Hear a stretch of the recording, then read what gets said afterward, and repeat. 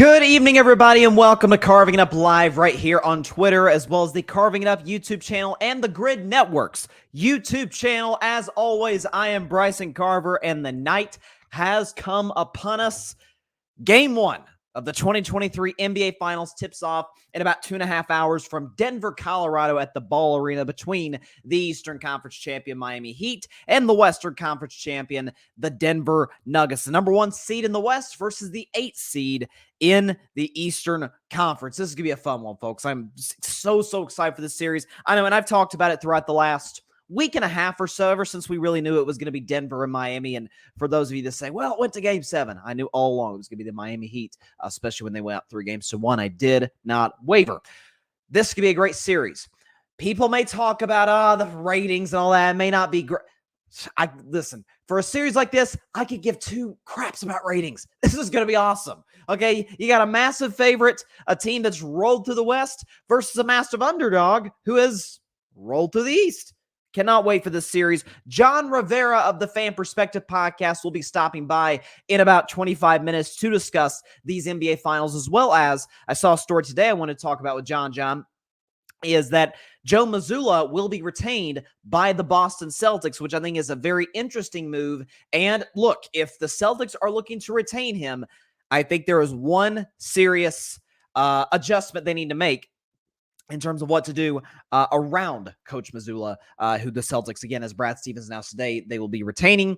And obviously, I'll get his thoughts on the NBA Finals in terms of who he's got tonight, who he's got. If he hasn't made his prediction already on the series, I don't think he has, so maybe he doesn't want to do that in Carving Up Live yet. Maybe he'll say that for his podcast, which I completely understand. And at the end of today's show, obviously, I will predict Game 1 of the NBA Finals. You guys already know I made my prediction on Monday's show, or Tuesday's show, because I did a Tuesday show after Game 7, that I have the Heat in 6. I think this notion, and this, you know what, let me just go ahead and jump right into it. But first, this notion that, and we've been hearing it all throughout the week, ever since the Finals matchup became official on Monday night. The notion, the narrative, the Vegas odds, saying that Denver is just this massive favorite of the Miami Heat. That from a basketball standpoint, you can't see. I saw one basketball podcaster who I have great respect for, Jason Temp, who works at The Volume, does a phenomenal basketball podcast. Some of the best stuff out there. Highly recommend you guys. I don't usually plug other people's podcasts that I don't personally know. That's one of them I would. Great stuff. But I even heard him say, I don't see from a basketball standpoint, the more I look at it, I don't see a scenario in which the Heat are able to win 4 times in 7 tries. And to which I say, how you figure? This is a Miami Heat team that just faced the Milwaukee Bucks in round 1. A series in which I picked Milwaukee to win in 5. Yes, there was actually one other series in which I picked against Miami, but you know why that was? A, I thought Milwaukee was better, and 2, I did pick them to get to the finals to take on my Warriors. So there was 2 things going on there. Clearly, they were not better than Milwaukee. You say, well, Giannis missed 2 games in that series. Yeah, he came back and ran from the basketball in the 4th quarter in Game 4 and certainly in Game 5, and Jimmy Butler took that series over. You then face the New York Knicks, a team that's excellent defensively, well coached. Jalen Brunson had a fantastic series. You have to deal with again, you don't have home court throughout the entire playoffs at all because you're the 8th seed taking on a Knicks team that has obviously a great home court, Madison Square Garden. Take them out in 6. You face the Boston Celtics, who many view were either the best or second best team in the NBA. You had a 3-0 lead on them, and a very strong argument can be made, folks. They outplayed them in 5 of the 7 games. They just got really, really unlucky with the Derek White tip-in at the end of Game 6 to force a Game 7 in which Miami hosed Boston. This notion, if you want to say Denver's better, have at it. They were the number 1 overall seed. They won 53 games. They have a fantastic offense. Jokic finished top 2 for MVP again. He's averaging a triple-double throughout the playoffs. Jamal Murray averaging 30 in the playoffs. Great coach, Mike Malone, bench, all that. If you want to say they're better, have at it. I'm not going to fight you on that. But the fact, the notion, oh my gosh, there's just this massive gap. Again, as I read on Monday's show, and I got the year wrong. I got the teams right, but I got the year wrong. So I'll correct myself. The Miami Heat in the last 16 years, these Miami Heat are the second biggest underdog going into a finals, second only to the 2018 Warriors and the 2018 Cavs. Now, that 2018 Warriors team was not as good as the 2017 Warriors team, a team that literally went 16-1 and is the greatest team ever assembled in the history of the NBA, and it's not even an argument. But that 2018 team still had KD, who averaged 30, Steph Curry, who led the Warriors in scoring 3 of the 4 games, should have gotten Finals MVP, played outstanding in that series. Okay, you got a Klay Thompson, who's the second greatest shooter ever, Draymond Green, who was Defensive Player of the year prior, against a Cavs team that had prime LeBron James and nothing else. A much diminished version of Kevin Love, who's your second best player, an old, beat-up J.R. Smith, Jeff Green, Kyle Korver at the end, a young Jordan Clarkson, Tristan Thompson. I mean, folks, it was not a very good basketball team if you watch that playoffs. The gap between those two teams was massive. Why should I see this finals being anything similar to that?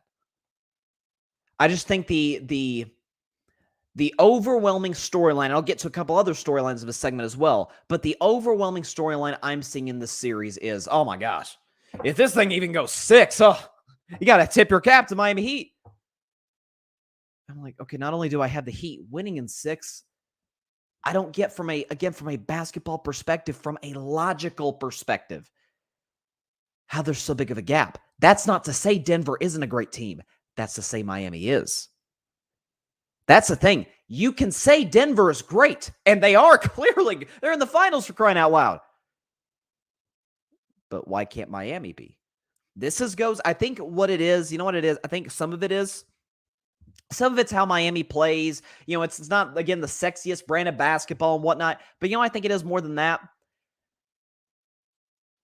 There's still this overriding belief that I've said all season long, all throughout this NBA season, and some last season, but definitely this year, that how good you are in the regular season dictates how far you can go in the playoffs. And folks, in 2023, it doesn't. The regular season has never been more relevant. The Miami Heat were the lowest scoring team in the NBA. Think about that. Not the Pistons, not the Rockets or the Spurs who are going to get Wembanyama. No. Not Portland, who Dame missed a bunch of games for them. No, the Heat. These same Miami Heat, same guys. Jimmy and Hero and Oladipo before he got hurt, and Kyle Lowry and Caleb Martin, Strus and Vincent and Bam Adebayo. Lowest scoring team in the NBA. Does that mean anything come playoff time? No, it doesn't.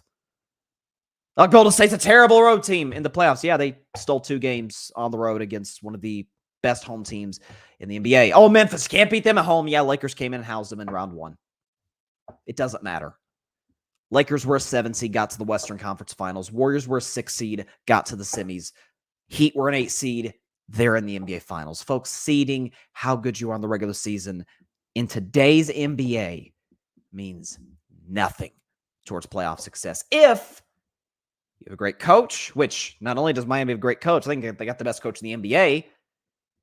If you got a star player who Jimmy Butler's emerging into a superstar, if he isn't already, who's had a history of great playoff performance, and you got a great culture, which I talked about on Tuesday, that doesn't matter what the circumstance is, you feel good about yourself. You go with a good game plan, you match up well with the other team, and that's why Miami's gotten to this point. That's not to say Denver isn't great, because they are. But let's not act like Miami's just this band of misfit toys who just so happened to stumble into the finals. No, they earned it just like Denver did. And I liked what the Nuggets said. I liked what Michael Malone said. I liked what Aaron Gordon, and I think I even heard Jokic during media availability say, like, man, we could give a crap about the fact they're the 8th seed. They're in the finals. Clearly they did something right. So I just don't like this cloud that's hanging over this series for that reason. I wouldn't say, no, cloud's too strong. This narrative that's hanging over the series for that reason. The second thing I want to get to, is Jimmy Butler. Then I'll get to Nikola Jokic because those are the two stars of the series. Butler's the face of the Heat, Jokic's the face of the Nuggets. I'll start with Butler first since I continue to talk about Miami. Then I'll get to Jokic. How will we view Jimmy Butler with a championship? Because if he were to lead the Heat to a title, first of all, it would rival Dirk's 2011 ring as one of the most impressive playoff runs in NBA history that ended with a championship. Again, so we're not talking about, LeBron taking some terrible Cleveland teams to the finals and losing to an overwhelmingly talented Warriors team or Spurs team. We're talking you led your team through the playoffs and you got the championship at the end. Jimmy's would rival Dirk's 2011 title should they come up with this championship. Should that be the case, not only would we look at Jimmy in that regard as you led the toughest championship arguably ever, but not just that, his resume, his basketball legacy would be unlike anything that we've really ever seen in the NBA, where it's you come into the league, Jimmy Butler, ladies and gentlemen, averaged 2 points a game first year in the NBA. He's a really good player in Chicago, with Derrick Rose. They had Taj Gibson and Joakim Noah. He was a good player in Chicago. But they were like, we don't really feel like he's good enough to be the max guy. We'll move him on because we're trying to rebuild. So he goes to Minnesota with other young players. It's like, I'll tell you what, he's too much of a locker room. And they move him after one season. They go to Philadelphia where it's championship-ready situation. Jimmy plays really well that year. We just don't really want to commit our franchise to him.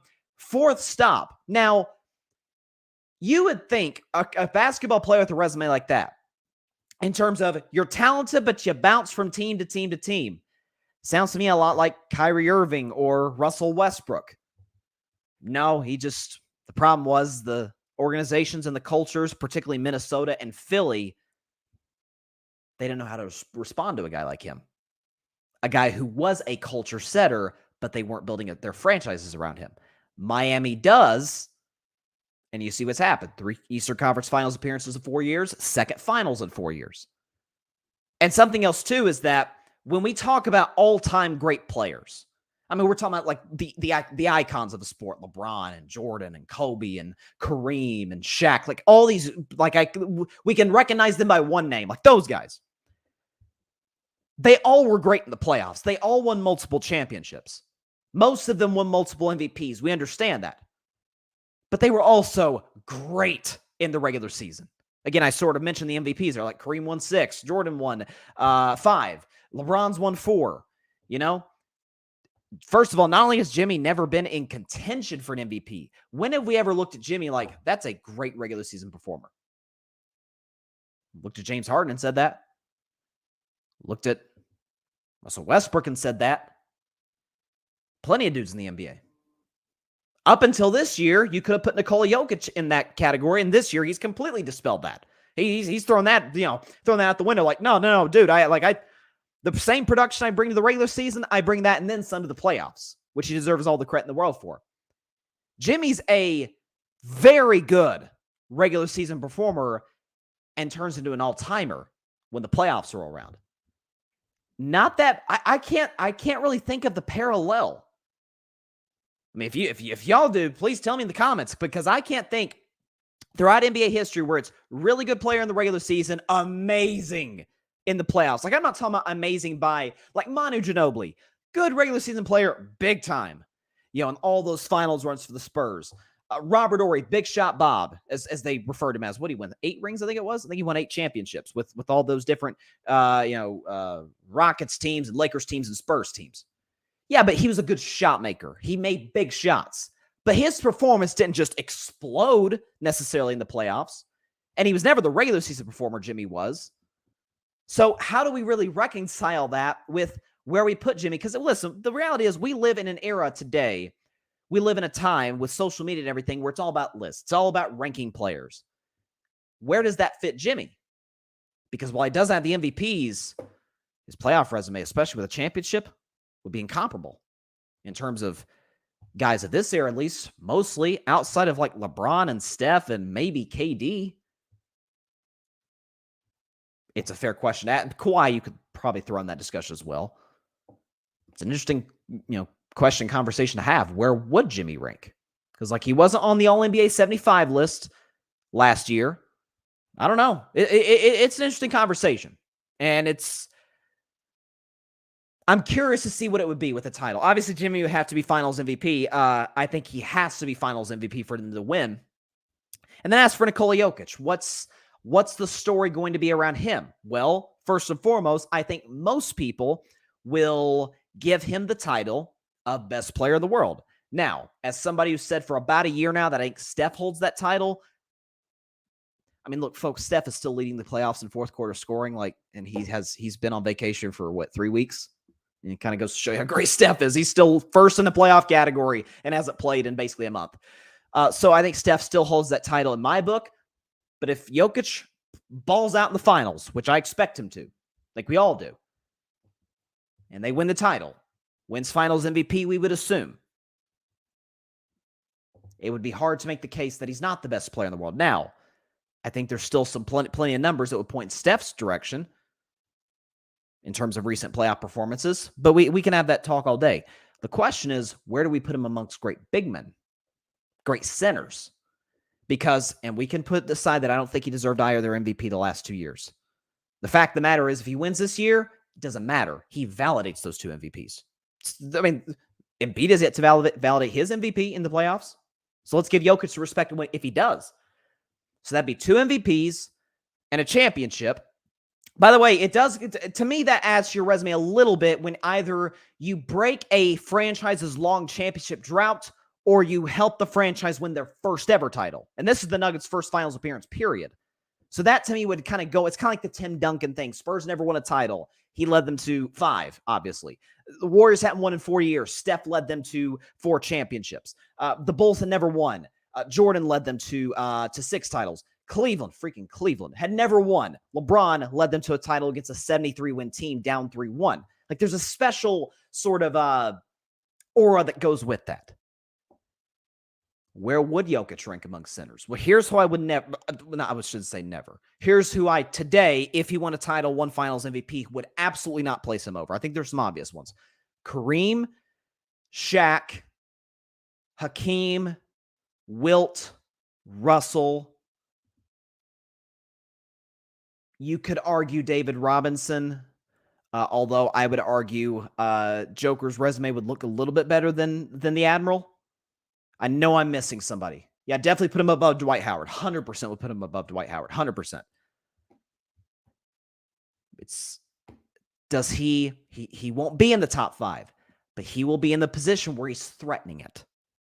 Listen, this is a league that has had some iconic great big men, great centers. Jokic would at least put himself in a conversation to be discussed among the greats with a title. It's an interesting discussion to have, and that's why I cannot wait for this finals to kick off, or to tip off tonight. It's going to be very fun. NFL topic real quick before we get to our next guest, John Rivera, Pham Perspective Podcast. Check his stuff out. Him and his guy, Henny Dre, doing a great job over there. I saw a story a couple days ago on Aaron Rodgers, and the Green Bay Packers and the New York Jets as well are sort of involved with this. And I sort of had an epiphany, as the title of this episode says. So I saw this. This is according to an article by The Athletic, who are as reliable a source as you can find in terms of just great pieces on there, great reporting that they do. And this is according to, I'm going to give credit to who wrote this. Matt Schneidman, who wrote this piece for The Athletic. Okay, so here's what it says. Quote, according to a source associated with the team, with the Packers, who has granted anonymity to candidly discuss the sensitive dynamics between the front office and the star quarterback, early in the 2021 offseason, Dunn, Aaron Rodgers' agent, called the Packers president, Mark Murphy, with a request. Fire Brian Gutekunst, the general manager, or trade Rodgers. Murphy did neither. Months later, news broke that Rodgers wanted out of Green Bay, but the Packers held firm. And then this is This article goes on to say the QB and GM had agreed to meet in person while Gutekunst was traveling in Southern California for the NFLPA Collegiate Bowl in late January per Schneidman, but the two never connected, with Rodgers alleging that he responded to morning texts from Gutekunst that night or the next morning the next day. This is from Rodgers. Quote, "Did Brian text me more than I texted him?" Rodgers said. "Yeah, but did I ghost him? No, I texted him back. There were back and forth, so we had, and so this is the story you want to go with? You're going to stand on this hill of austerity and say that arguably in the conversation of the best player in your franchise history, you're going to say I couldn't get a hold of him and that's why we had to move on? Like, come on, man, just tell the truth. You wanted to move on. You didn't like the fact that we didn't communicate all the time. Like, listen, I talk to the people that I like. Okay, so again, it's sort of a he said, she said right now. This is according to a source of the team saying, hey, Rodgers wanted out. According to the source of the team, Rodgers' agent went to the front office and said, hey, trade Aaron or fire the GM. And obviously neither happened, and Rodgers won the MVP that year, although the Packers flamed out in the playoffs. And Rodgers is saying, I talked, but this notion that I ghosted him is crazy. So I don't know who's telling the truth, to be completely honest with you. But I sort of had an epiphany the other day about Aaron Rodgers. And you can call me crazy because I have been as big of an Aaron, I think doubter is too strong. I think he's one of the greatest quarterbacks ever. That's inarguable. But I think, would he be top 8 on my list of guys, not greatest quarterbacks, but of guys I would want to build around? I've been hesitant on that. But I say a lot of times on my show, two things can be true. And I firmly believe that with every fiber of my being. I think there are certain situations like, well, yeah, this can be the case, and this also can be the case. In this instance, in the breakup, because that's what it was. It's a breakup between a star quarterback, a superstar quarterback, and a franchise, the Green Bay Packers. In situations like this is now the 4th straight off season in which we've had a star to superstar caliber player, quarterback, leave his franchise or get traded from his franchise elsewhere. It's 4th time. Brady in 2020, Stafford in 2021, Russ in 2022, Rodgers in 2023. And in every instance to this point, of the first 3, it is either clearly, we have gotten an answer definitively, who carried who. Does more credit go to the player or the organization? Tom Brady left New England. It's like, okay, yeah. Patriots went 7-9. Tampa won the Super Bowl. Year 1, Brady was the MVP at age 43. It was like, okay, yeah, Brady kind of carried New England for 20 years. The year after, the Stafford trade between the Rams and the Lions, which I think we kind of knew this going into this situation as well. But Stafford goes into a situation where he's able to, where Sean McVay gets the best out of him. He's got weapons galore. Detroit really struggles that year. Rams go on to win the Super Bowl. We see like, okay, yeah, Stafford deserves the bulk of the credit for any success he did have in Detroit. The next year, it was the other way around. And I was dead wrong on this one if you look at what I said last offseason about Russ. I thought it was Russ carrying the Seahawks. No. It was the other way around. It was the Seahawks. Geno Smith steps in, career backup, has the best year of his NFL career. Comeback player of the year. Seahawks make the playoffs. Russ and Denver go 5-12. It's like, okay, yeah, this is the great organization in Seattle who elevated a quarterback who we prematurely deemed a star. With Aaron Rodgers now, it is either going to be he carried them as far as he could, which is a Super Bowl and multiple playoff appearances, or he underachieved given the organizational structure around him. It's going to be one or the other. And given Green Bay's history, when they don't have supremely talented quarterbacks, they're not that good. 70s, they were irrelevant. 80s, they were awful. They've been fortunate to have 3 decades of Brett Favre and Aaron Rodgers. It's hard to ignore the fact that the Packers are, since Rodgers became the starter in 2008, they're 6-12-1 without him. So with this Jordan Love kid who there's this cautious optimism around in Green Bay, but at this point, kid's in year 4. If he's not ready to play now, I doubt he will be after sitting 3 years behind Aaron. You're seeing a new side of Aaron. You're seeing optimistic Aaron. There's reports coming out of the Jets OTAs like, oh man, he's optimistic. He's a great leader. He's holding dudes accountable. Like, I don't recognize this guy. Like, is he changing for the franchise? Is he changing for the organization? Or is he sort of allowed to be who he has always been? And Green Bay, maybe, I don't know if it's the weather, I don't know if it's a small town, have sort of held him back. I'm going to take a plunge. And my epiphany was, or is, maybe I should give Aaron a little bit more credit for the success that he had in Green Bay and not as much 50-50. We'll find out in short order. But I am starting to cautiously buy a little bit of stock into the New York Jets. And with that, let's bring on a big-time Jets fan and big supporter of the show. He hosts a fantastic sports podcast, the Pham Perspective Podcast with Henny Dre. Would you please welcome back to Carving It Up Live,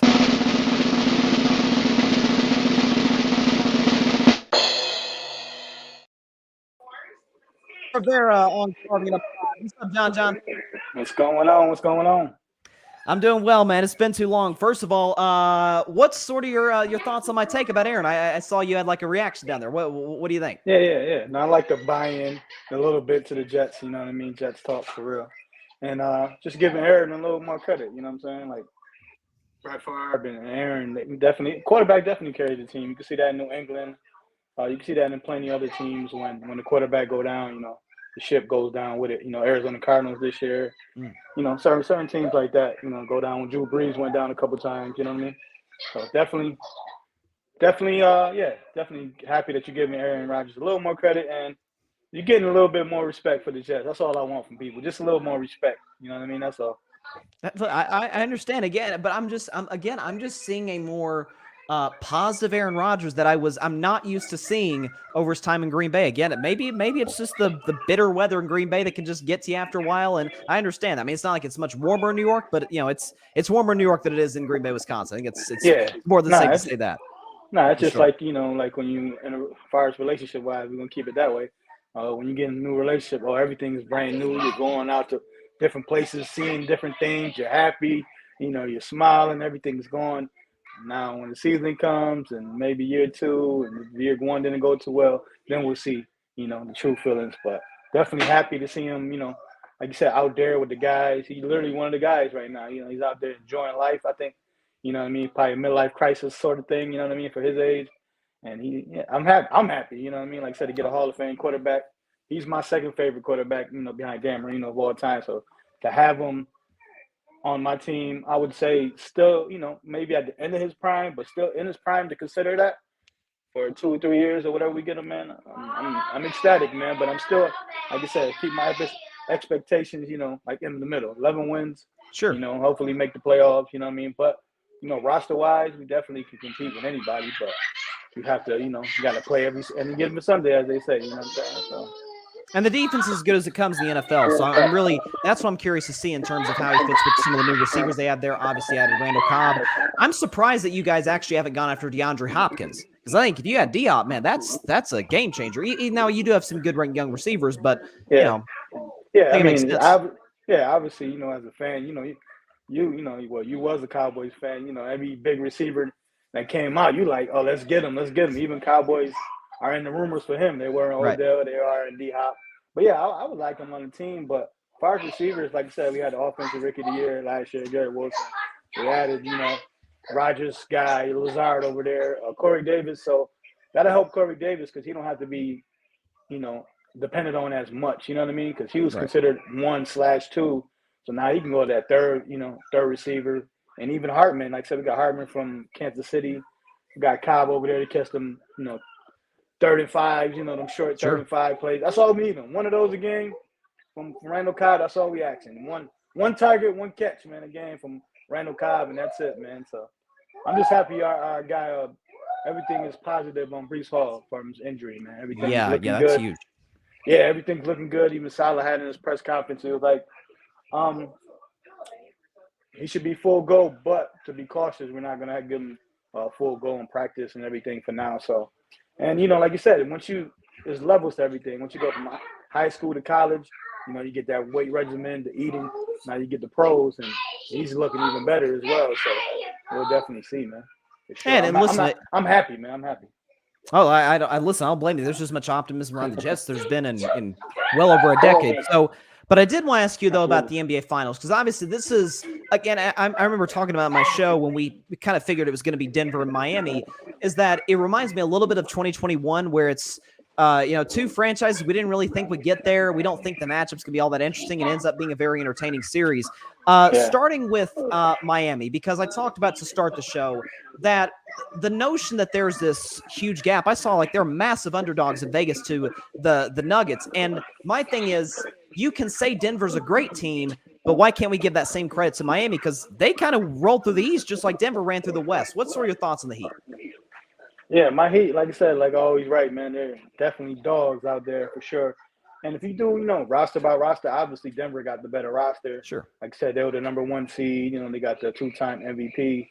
Jokic over there. So obviously, yeah, they're gonna be, big underdogs. But like you said, the Heat was underdogs in Milwaukee. They're underdogs. They were underdogs all playoff for the Knicks. Yep. They're underdogs for Boston. You know what I'm saying? So yeah, I just think the respect-wise, I think they respect them, but it's like one of them things. Like say for Denver, like everybody respect Denver, but since they didn't win nothing yet, so everybody's still skeptical. Like I don't know about Denver, you know what I mean? And I think Miami has that same optimism as far as them. Like, all right, Cinderella story is cool. Y'all guys are dogs, we understand, but it ends here, sort of thing. You know what I mean? And yeah, so that's my perspective on Miami. You know what I mean? I think they're definitely gonna make it interesting, but it also has to bring it to their game, man. And their game is, under the hundreds. I don't think they could try to outscore Denver, I would say. You don't think so? Yeah, they've won some high-scoring games. Yeah, no, I get it. As far as that aspect.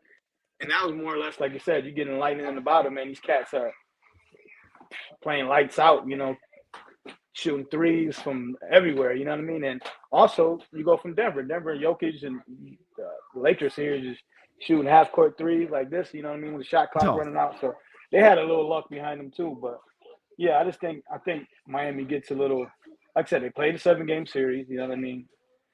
There's 2 days off only to come back Thursday, you know what I mean, and play. It's going to be hard. But Miami is – I think their record or something like that is like 7-1 or something like that.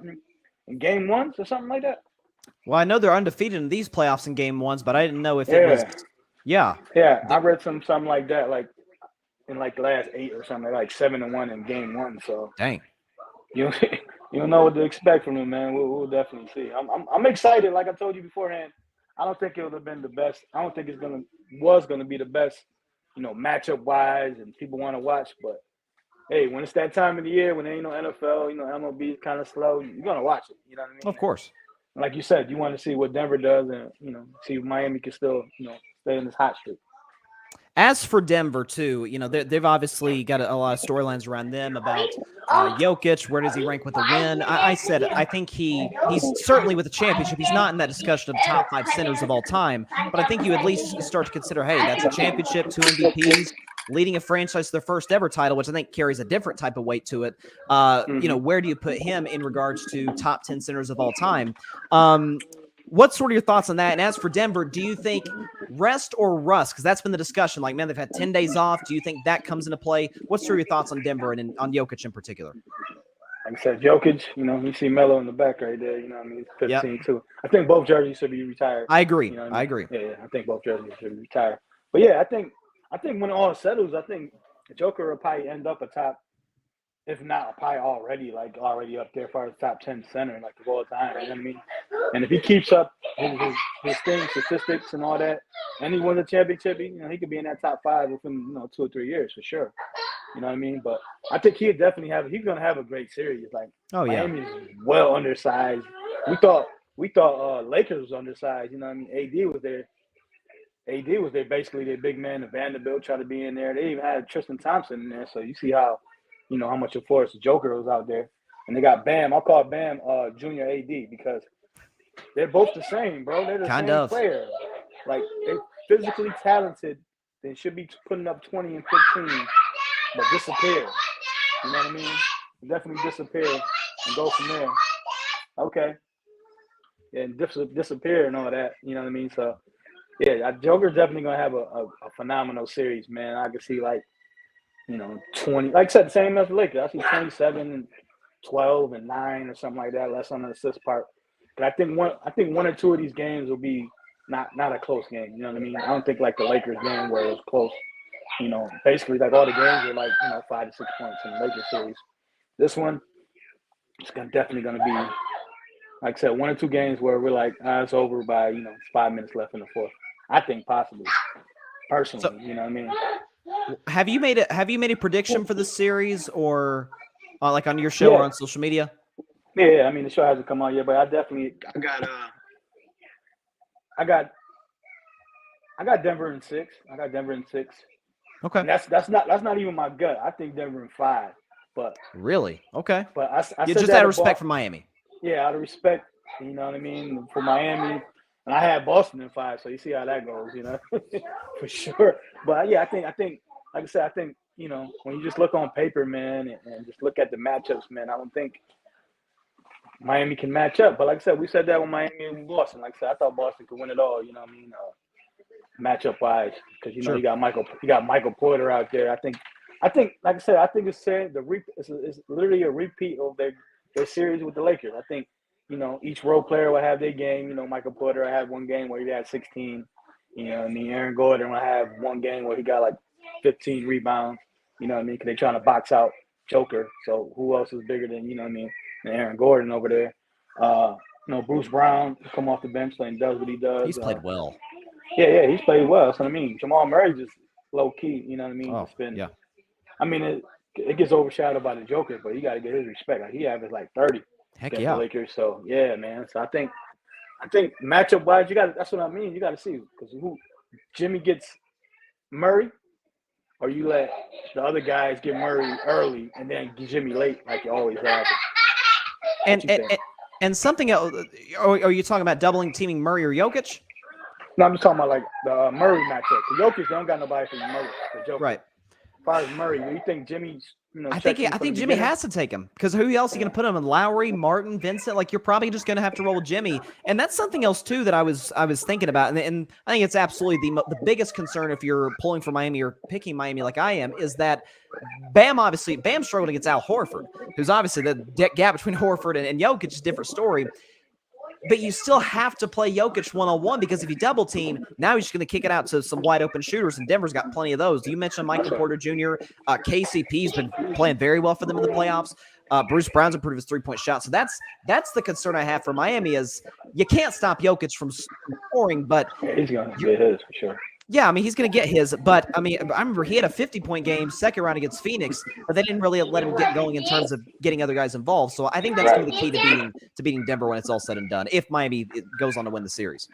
Yeah. Like I said, they like you said, I think like you said, the main focus is lock Murray down, and make Jokic, like you said, if Jokic gives you 50, then I think you're more in the game than him, getting a triple-double. You know what I mean? Because like you said, he's facilitating to Porter and to, KCP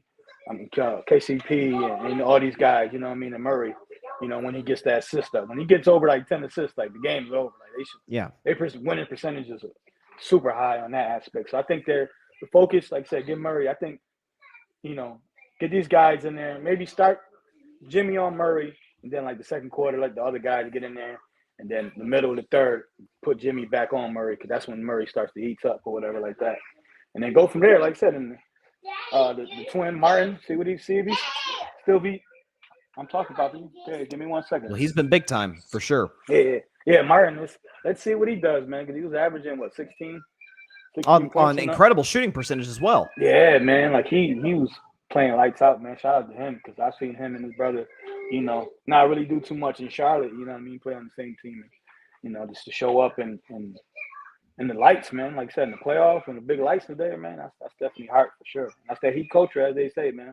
You go to the Heat, you get a little more heart over there. You know what I mean? LeBron felt it. He had to go over there to, to get that heart stronger over there in Miami, and Shaq went over there and rejuvenated his career. So definitely. Yeah, and then that's the last thing sort of for the series, and I did want to move on to a topic with the Celtics, is that, the coaching matchup is fascinating because obviously with there's obviously a bigger gap between Spoelstra and Mazzulla than there is between Spoelstra and Malone. I've said for years, I think Malone has been one of the more over-criticized coaches. Like, we forget the fact that, he led two teams come back from 3-1 down back in the bubble. Maybe it's because we discount the bubble as if it's not real basketball. I don't know. But, listen, 2-3-1 comebacks, he had to make adjustments in order for them to win those series.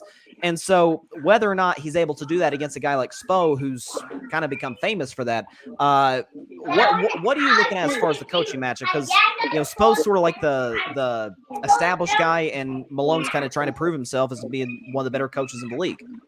Right. Like you said, I think Malone's definitely, like you said, underrated. It's just a Denver thing. Like you said, Denver's almost, they're higher, Utah. Like, I mean, they're good. Yeah. They're good for years, but they just can't get over the hump. And, I think it's that year. And so Malone definitely did a fantastic job, man, coaching and stuff like that. And I don't think it's too far, as far as coaching advantage, No, I don't think definitely so. Malone, especially Malone, how he been this playoffs. He's been like, I've heard you say it on your show, like, he's been saying some stuff like, to get the other team, bulletin board material and stuff like that. So I like his, like not being too serious with the moment. You know what I'm saying? For sure. So I definitely like how Malone's treating it. And, if he continue that, man, and continue coaching, man, like I said, let his boys play, I think he'll be all right, man. Like I said, I don't think it's a big, coaching advantage in that. Yeah, I think so too. And that's, again, the adjustments after tonight's game going into Sunday's game too is what's going to be really key. Finally, I want to ask you about Boston, because I saw that Brad Stevens announced today that they're going to keep Joe Mazzulla around. And I thought about this, because I talked about it Tuesday, what's the case for keeping Joe Mazzulla around? Listen, he's young, inexperienced. I hope he gets an opportunity down the road if it doesn't work out in Boston, because like I said, he deserves a second chance, because he was thrown into a job just, out of nowhere pretty much. So my thing is for Boston is do what a lot of teams have done with young coaches and surround him with veteran assistants. Like, if you got to go get like a Sam Cassell, for example, or if you want to see if you can maybe pry Phil Handy from the Lakers or something, like, I think those type of coaches would really help someone like him sort of mature into that role, that long-term role for the Celtics. But, what was sort of your take on them keeping Mazzulla around? Yeah, I agree with you on that aspect. As far as like assistants, yeah, he's going to add 2 or 3 assistants. Like you said, all the young cats, when you see they bench, you be like, they're all former coaches. Like, you know what I mean? Like when Mike Brown was with the Lakers, and Mike Woodson will always have a job. Like, he's always on somebody's bench. You know what I mean? Either a veteran coach or a young coach, he's on there. You know what I mean? So I could definitely see them. One of the coaches that got fired recently, getting on that coaching staff. I would have said Doc Rivers, but he's coached in Boston and stuff like that. But he'd have been a good assistant under him. You know what I mean? So yeah, I definitely I agree on the move, because like you said, it was his first year under turmoil. I mean, he was an assistant last year, so you got to give him at least another year to see, see what he can do. As far as adjustments, and the players get more confidence with him, because obviously they got to the Eastern Conference Finals. You know what I mean? They came back from 0-3 at least to get 3 games, and so they he showed some wit. Definitely showed some wit. So I'm glad they kept him for another year. Because, like you said, the NBA and every sport, they're quick to cut people for real. Like yeah, 2-3 weeks. It's a rough job. Yeah, like a week or 2 in the season, they let them go. Like the Cleveland coach. Remember the Cleveland coach they got from overseas?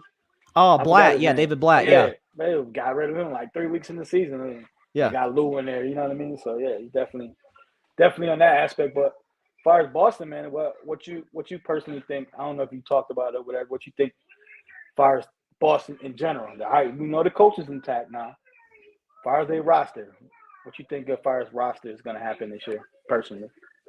Listen, I understand how the contract extension for Brown, the Supermax deal, makes people I don't know, is he worth that?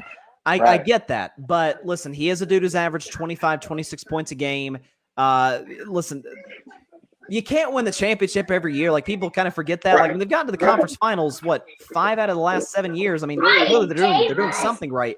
And so, if you retain Brown, do you use some of your assets to? I know this name is thrown around a lot, but do you go out and maybe get a Damian Lillard? Do you go out and get maybe a Karl Anthony Towns from Minnesota, because he's likely to be dealt this offseason?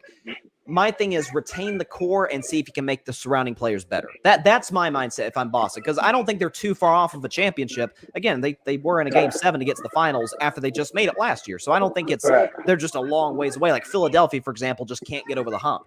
I don't think they're in the similar situation. What's your thoughts on that? Yeah, I mean, like you said, when you talk about that Supermax, you'd be like, wow. Like, I don't think it's a lot. There was I was watching Mad Dog and Stephen A. going at it. He was talking about, he can name basically like 20 players that's better than Brown, and I agree. Like, there's 20 players over it, but when it's the time to pay somebody, and that's why it's Supermax for a certain team, for you can be able to keep your star players. You know what I mean? Offer them more money and stuff like that. So that's what it's there for, man. You got to pay them. But I'll definitely explore. You definitely got to explore the market for them. Like, see what you can get in return for them, for sure. Like, if you can get Dame, like I've said it before, if you can get Dame and make it even swap or add somebody, it definitely be even swap because of money, because of money and stuff like that. So I definitely explore that. I could see a Towns trade though, like if Towns and Minnesota have to give up somebody else, I would think, as far as getting back. Yeah, they might. Money wise, that'll be a straight up trade as well. You know what I mean? Towns definitely, be an upgrade from Horford, but him and Horford almost got the same type of game. You know what I mean? They do, yeah. But I definitely think Towns is definitely, it's time.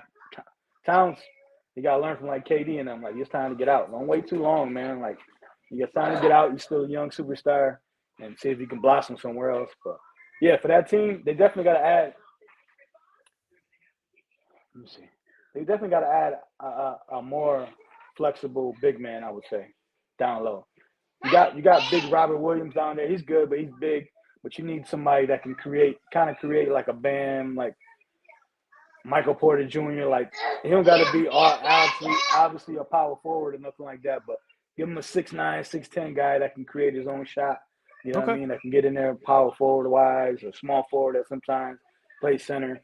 They need somebody like that, like almost like a Swiss Army knife. He don't got to be, all-star caliber player, but he definitely got to be, like I said, like a Michael Porter Jr. type of player, like, and that and play that type of role. Because Brogdon was definitely that guy. Like, he was huge. When they got him, I was like, man, he's a starter and he's gonna come off the bench, 6 man. That's why I was, choosing Boston. And I was telling people like, listen, Boston gonna be a problem, but they got Brogdon over there and stuff like that. And as we see, he was, you know what I mean, but. Definitely, like I said, they got to do a stretch 4 in Boston, you know what I mean? That can get you 15, 20 points a night and go. They had that guy in the building in Danilo Gallinari, but he got hurt before the season, so that really hurt them as well. So I think they definitely need to keep him around. Yeah. But like I said, even somebody that rebounds a little more. I like Gallinari, he's shooting wise, but you got Tatum and Brown that shoots 6 threes a game anyway. So you need somebody that can go in and out, you know what I mean? You can give him, he can post up, and, he can get you a 3 if he needs to, but that's what I think they need. They need somebody like that can, get a little more bulk of the scoring. Like I said, you can't depend on Big Al out there. He gives you every 4 games, he'll get you 9 points, 2, 3 threes. You know what I mean? Robert Williams, he's good on the alley hoops and the putbacks. But like I said, you need somebody that can create when, say, Tatum get hurt. You don't got to have Brown shoot up 93s. You know what I mean? That's not his game. You know what I mean? You need somebody else to defer to that can create his own shot. Like I said, he don't got to be a superstar. He could be a borderline all-star player and do his thing. Like I said, maybe Gallinari was that guy. You know what I mean? Like I said, you had him with Brogdon. Maybe he was that guy, but definitely somebody like that. And Boston, they're all right. Like you said, nobody can't win it every year. Like, they got to the Eastern Conference Championship. You know what I mean? Like, come on, man. Like, they had the second best record overall, just about. You know what I mean? So they're gonna be all right. They're gonna be all right. I'm with you. I don't think there's any time to panic whatsoever. 2 rapid fire questions. We'll let you get out of here. First of all, who you got in game 1 tonight? I'm going to go against the grain. I'm still going to rock with Denver, man. I think Denver gets them. I think Denver gets them. And then in the close game, though, I think this will be one of the closer games. You know what I mean? Overall, like I said, I think Denver one game. Well, I don't know when it's going to be, but I think Denver one game is definitely going to take the roof off their top. But yeah, I got Denver by 5 tonight. It'll be high scoring. Miami, compete a little bit. Like I said, Miami can score with them, but that ain't Miami game. Miami want to keep it around that low hundreds, that 105, 106 area. And I could definitely see 117 to like 110 or something like that. I got Denver tonight. Okay, I like that. And then last question: is there anybody you can give us from the Bulls for Jordan Poole? Anybody? Uh, Because I'm just shopping them around all my guests coming on. Just like let me see. anybody can have. Yeah, I'm trying to see because you're making a lot of money. I try to put everything in. Yeah. You're not taking Caruso. I love Caruso, and he's not making a bunch of money like Poole is. You know what I know. mean? But can we have DeRozan? Nah. Okay. DeRozan gonna be out after this. He's playing one more year, then he's probably gonna get traded. Same for Zach. Like our team is going through something, man. I don't know what it is. That ball injury just devastated us, man. Yeah, it was devastated for sure. But yeah, I don't got nobody for Poole. Like I said, that contract is too big for me. You can take him for free. I mean, I listen. We don't need to get anything. We can just ship him off, and you give us like a second round pick or something. I'll do it for a second round for sure. I'll do it. Yes, sir. Yes. John Rivera, the Pham Perspective Podcast, anywhere you get your podcast and on YouTube. John, appreciate you coming by the show. Definitely going to have you on again sometime soon in the future. Have a good one, man. I appreciate it, man. You too. Thank you. Yes, sir. That was John Rivera of the Pham Perspective Podcast. Great stuff, as always, from him. I do have a couple comments here from my man, Philip Chenault. Philip says, the Russell Wilson hate is just insane. Dang, Bryson, you saying he's a bum now. He had an awful coach in Nathaniel Hackett. He did have a bad year, but dang. And he says, I think you will see the difference in him now getting a top 10 head coach in Sean Payton and not the worst coach in the whole league. I understand that, Philip. And again, there's no question. Like, listen, I'm not sitting here and acting like that Hackett was just, boy wonder and Russell just couldn't make it work. No, Hackett deserves a ton of the blame as well. That's why he got fired before the season even ended. I mean, he was in over his head from the first game. I understand that. But simple concepts. Russ was missing reads, like check downs out in the flat to running backs or to tight ends. Like, he got at, I don't know if it was coaching. I don't know if it was Russ. He got out of what made him great. I mean, he was missing some just simple reads that he didn't miss in Seattle. Do I think he'll be better this year with Sean Payton? Yeah, because Sean Payton makes everybody better. I mean, people got to remember, Drew Brees is a Hall of Fame quarterback. Drew Brees, to me, is a top 10 quarterback of all time. Dude's career was on the ropes before Sean Payton got there, before him and Sean Payton kind of met in the middle in New Orleans. But my thing is, I talked about cultures on Tuesday when talking about the Miami Heat. Like, you could just slide anybody in and out. As long as you have a great player, which they've got in Jimmy, you slide in the pieces that work, you'll be fine. You'll still have the same amount of success if you got a great culture. You could say the same about Seattle. Again, same weapons that Russ had that I didn't think were good enough.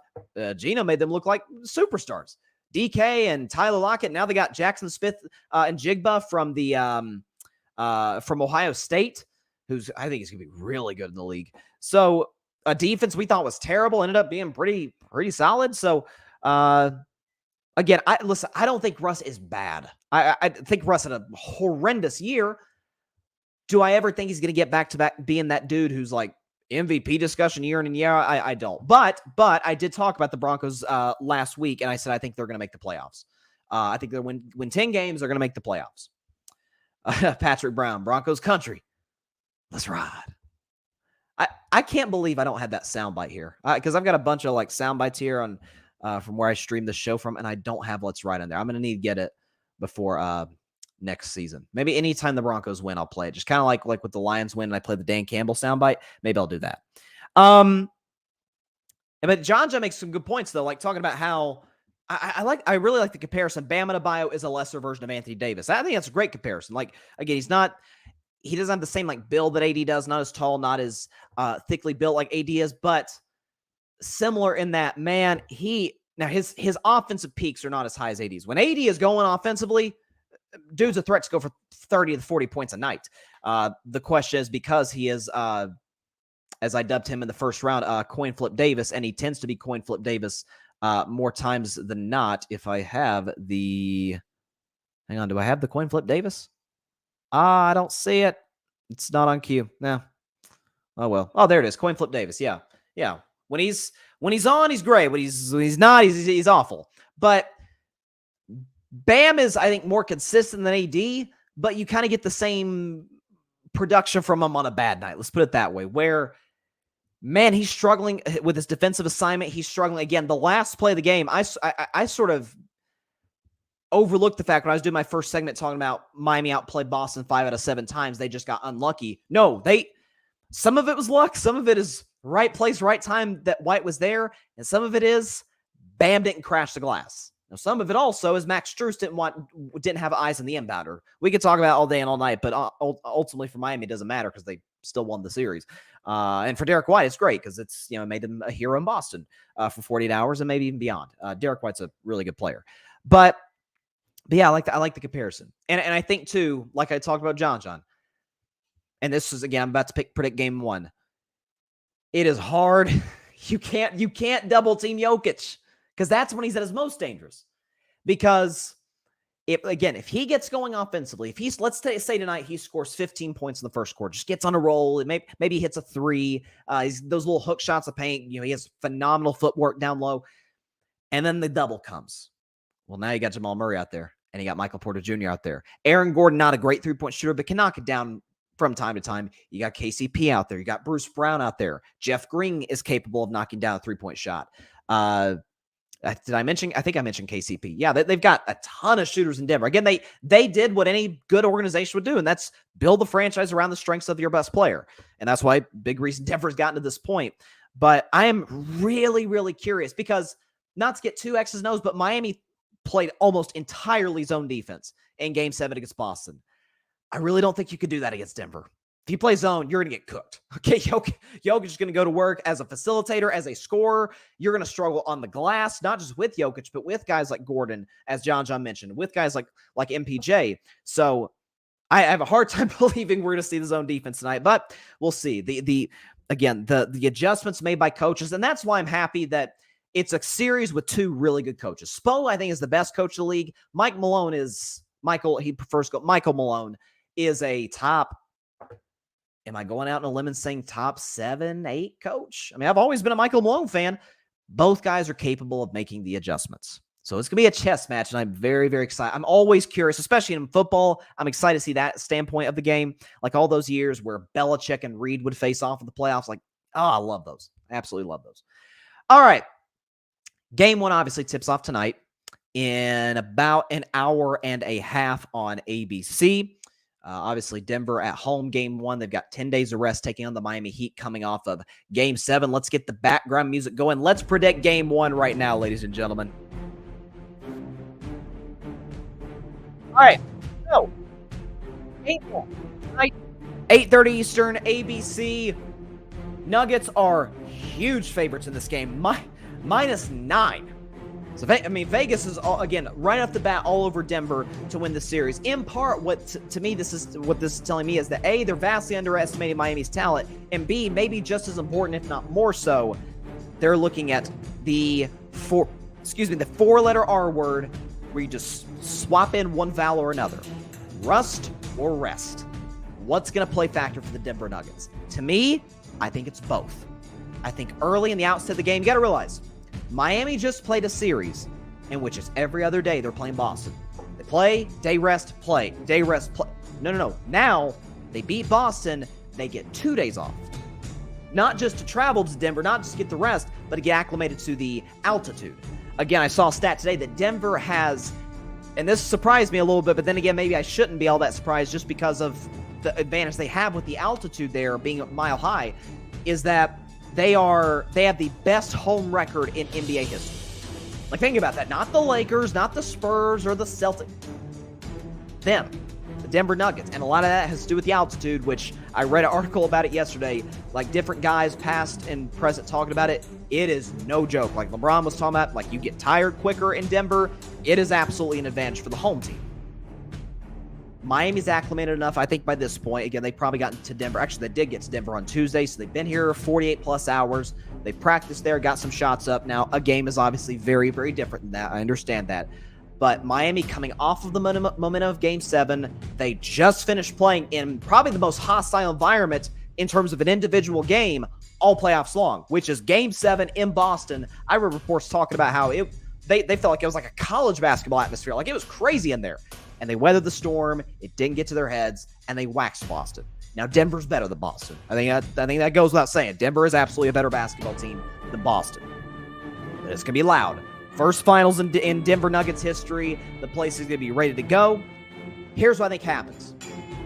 Miami comes in. They got 2 days off. That's perfect. To me, coming off of a conference finals, around two is the minimum days rest you can get. 2 to 5-ish days is like perfect rest. Denver hasn't played since last Monday in LA. Now, they also haven't played a home game in 2 weeks. So, going back to game 2 of the Western Conference Finals against the Lakers. So, does the momentum, does the energy of the home crowd kind of feed off and give them the energy to that they need? Again, I don't know the Denver Nuggets well enough, or really even that sort of culture, the team, whatever, to know what have they done to keep themselves in shape, ready to go, keep their bodies fresh. But obviously, you're not gonna practice too hard. You won't be tired before the finals, but you want to keep yourself warm and again, that healthy medium between rest and rust. That's what you want if you're Denver. I think that's going to hurt them. I think rust is going to get them at the outset of this game.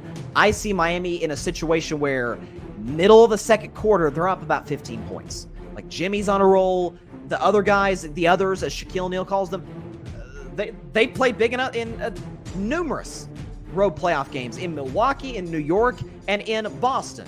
Caleb Martin very well could have been Eastern Conference Finals MVP. As John mentioned, he averaged about 16 a game on like 60% shooting. Gabe Vincent has been good in the playoffs. Kyle Lowry's made big shots for them.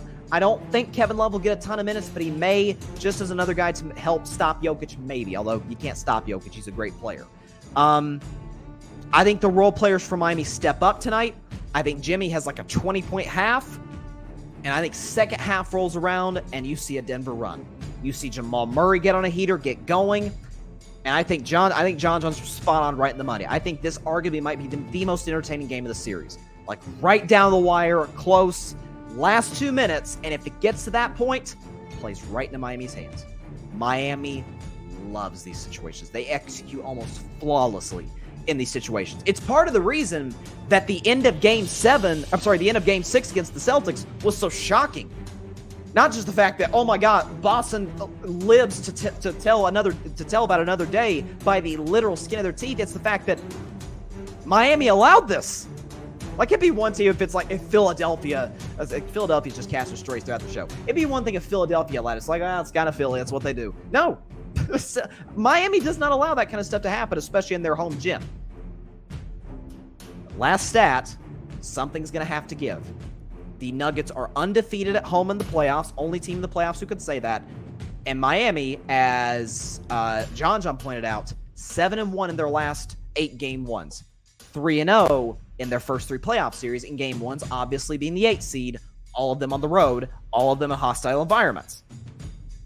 I think the Heat win this game. I think they win it close, 110-106 over the Denver Nuggets. So again, as the old saying goes on Carving It Up Live, especially during the football season, we're a betting man. We're a betting man. Take Miami +9. Not just +9, but to win this game outright, 110-106 over the Denver Nuggets to do what they've done the entire playoffs, and that is start the series with the lead. Again, they have yet to trail a playoff series to this point. So I think they jump out 1-0, steal home court advantage right off the bat, and they win game 1, again, 110-106. There we go. That's what I got. Okay, Patrick Brown. Patrick says, not to mention Stan Kroenke is the owner of the Nuggets as well, along with the Rams and the Colorado Avalanche. His wife's father is Bud Walton, who is the co-founder of Walmart. Now listen, Stan Kroenke is, I think I've said before, he's my favorite owner in the NFL. The thing I love the most about him is that he reminds me, he's a, let's put it this way, he's a less vocal Joe Lacob. Joe Lacob is the primary owner of the Golden State Warriors. Like, for those of you who didn't see Bob Myers, who obviously stepped down as a GM the other day, for those of you who didn't see it, he did the press conference with the owner, Joe Lacob. And there was a question asked by somebody, one of the reporters, talking about, hey, does this new CBA, which I've talked about in this show, really hurts the Golden State Warriors and his anti-super team, which I hate. Not just for the Warriors, but I think super teams are great for the NBA. Historically, they've been amazing for ratings. So I don't know why Silver's trying to combat that. Point is, they asked Joe Lacob about, like, hey, this CBA kind of hurts you guys. And Joe Lacob said, we will do whatever it takes to win. He said, I don't care what we have to do. We will do whatever it takes to win. I love that mentality by owners. That's why it drives me crazy when you got like your Dan Snyder's of the world he doesn't care about Washington. And that's why rejoice, Commanders fans. He obviously sold the team. But that's what I love about Stan Kroenke. He's not as vocal as Joe Lacob, but he abides by that same principle. He abides by that same philosophy that, man, I'm going to do whatever I can to be successful. Now, he's not the GM, but he puts people in positions, smart people in these positions to make these decisions, and he deserves all the credit in the world for that. But great point, Patrick. And last thing, too, finals fact before we get out of here for the show. I saw this, that if you haven't seen this stat on SportsCenter, it's unbelievable, that we have not had a Western Conference team win the NBA championship. We have not had a Western Conference team win the NBA championship outside of the states of California and Texas since the 1979 Seattle Supersonics, who obviously are now the Oklahoma City Thunder now. Like I saw that. I was like, wow. Which obviously you've had a lot of dynasties from between California and Texas, between a bunch of teams. Obviously the Lakers had 2 dynasties. The Warriors had a dynasty. Spurs had a dynasty. Who am I missing? Houston won back-to-back championships. Dallas won a championship in 2011. Obviously Sacramento, they haven't done anything. Although they're on the come up, there's no question about it. And the Clippers are, well, no, they're the Clippers. They're never a threat to do anything.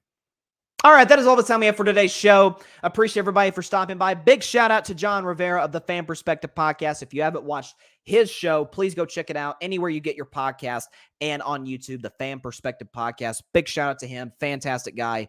Great sports analysis as always from him. And I know he was very pleased, understandably so, with some pro Jets commentary on the show for a change. But I don't know. There's something about Aaron. I don't know what it is. It's some positive, some positive vibes surrounding him. You know what I'm saying? Very different than what we're used to seeing. So I don't know. I like that. I like positive quarterbacks. I like positive athletes. So that's what I got.